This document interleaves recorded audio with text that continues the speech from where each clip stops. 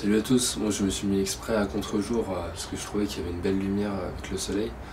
Et aujourd'hui on va avoir 3 petits déjeuners complets. Il y aura 2 objectifs dans... Enfin je dis aujourd'hui mais ça va être sur la semaine. Mais bon c'est le matin, je suis un peu fatigué. 3 petits déjeuners complets avec 2 objectifs. Le premier ça va être d'avoir des macronutriments de qualité.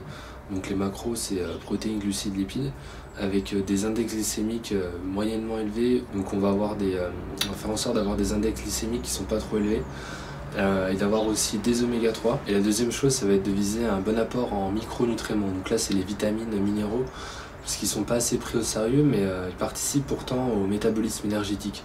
Donc en gros au métabolisme des macronutriments. Donc c'est toujours intéressant de faire en sorte d'en avoir une quantité suffisante dans l'alimentation. On va donc voir tout ça avec 3 petits déj un peu différents. Le premier sera un petit déjeuner à base de porridge. Pour faire le porridge, on va avoir besoin de 2 bananes, 50 à 75 g de flocons d'avoine et environ 100 centilitres de lait végétal, soja, amande ou ce que vous voulez. Alors je pèse jamais mes quantités, bon j'essaie de faire à peu près gaffe, surtout quand c'est des recettes qui ont besoin de précision. D'ailleurs je vais me louper un peu plus tard, vous allez le voir sur le 3e petit déj, mais la plupart du temps je fais plutôt au feeling. Mais juste avant de préparer tout ça, tous les matins, un jus de demi-citron pressé. C'est ce que je prends personnellement. À prendre 10 à 15 minutes avant de déjeuner, perso je le prends au réveil avant de préparer le petit déj.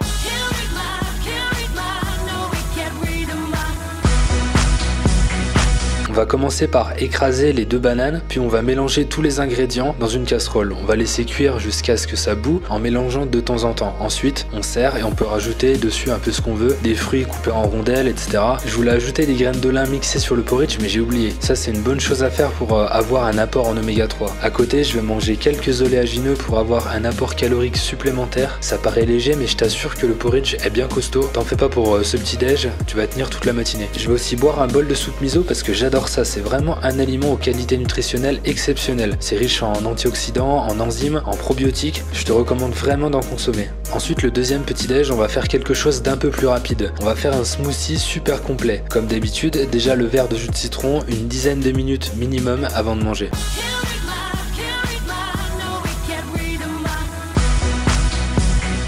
Pour le smoothie, je vais déjà mettre de l'eau ou du lait végétal, à toi de choisir encore une fois. Ensuite, je vais mettre 2 bananes, une grosse poignée de flocons d'avoine, quelques fruits rouges surgelés et une cuillère à soupe d'huile de noix ou d'huile de lin. Ça va déjà permettre d'ajouter des calories, des oméga 3, mais aussi d'augmenter l'assimilation des vitamines liposolubles. Donc c'est-à-dire les vitamines solubles dans les graisses. Ici, il n'y en a pas énormément, parce que ça se retrouve, ça va se retrouver principalement dans les fruits rouges, mais c'est toujours bénéfique. Je vais aussi ajouter un peu de protéines. Là, j'ai mis de la protéine de pois jaune au goût vanille. Enfin, je vais mettre de la poudre de maca. Tu iras voir l'article si tu veux que j'ai fait sur mon site Training Life cette semaine si tu veux en savoir plus. Là on a vraiment quelque chose de pas mal, de bien complet. Ensuite à côté quelques tranches de pain si possible complet ou aux noix, aux céréales à voir avec du beurre de cacahuète. Enfin dernier petit déj, ce sera des pancakes avec un pudding aux graines de chia. Tu l'auras compris déjà, le verre de jus de citron.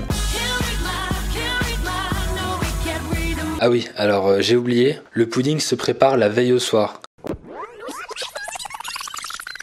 Il faudra donc un peu anticiper avant de te coucher, mais la préparation est très simple. Un fond de graines de chia dans un verre rempli de lait végétal. Le lendemain donc, on a le pudding qui nous attend au frigo, on va déjà se boire le jus de citron.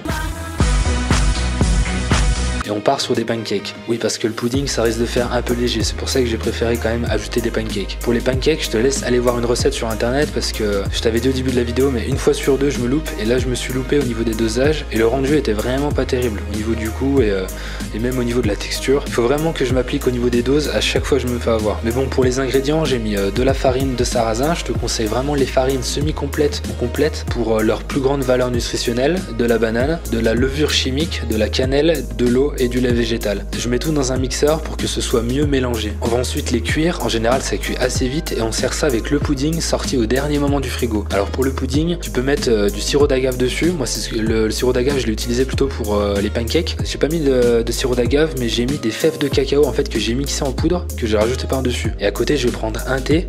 Dans l'idéal c'est mieux de le boire plus tard parce que ça diminue l'assimilation du fer, mais bon de temps en temps je me prends pas la tête. Pareil pour le sirop d'agave, de temps en temps bon, l'index glycémique est un peu plus élevé, mais c'est quand même plus intéressant on va dire que de la confiture par exemple. Donc alors t'as pu voir dans ces petits déj que j'ai inclus des fruits. Je sais pas si t'as déjà entendu ça, mais il semblerait que les fruits sont à éviter avec les autres aliments parce qu'ils pourraient fermenter à l'intérieur de l'estomac et par la suite poser des problèmes de digestion. Donc le conseil donné parfois, c'est de manger ces fruits en dehors des repas. En fait, j'ai essayé de bien me renseigner dessus, on trouve autant d'informations qui vont confirmer cette idée que d'autres qui vont la démentir. Du coup, si jamais t'as des études véritables là-dessus, je suis preneur, tu peux me les donner. Mais du coup, personnellement, moi je sais que j'ai pas de soucis de digestion, donc je le fais. J'inclus les fruits avec mes repas. Et voilà, ici, c'est pas des recettes non plus avec 50 fruits à chaque fois, et ça pose pas de problème. Mais ce qui est sûr, c'est que ça dépend de chacun. J'espère que ça t'a donné des idées. Si tu veux démarrer la nutrition végane et la muscu, il y a toujours mon guide gratuit qui est dispo dans la description. Et on se dit à la prochaine. Entraîne-toi avec le cœur, mange avec le cœur.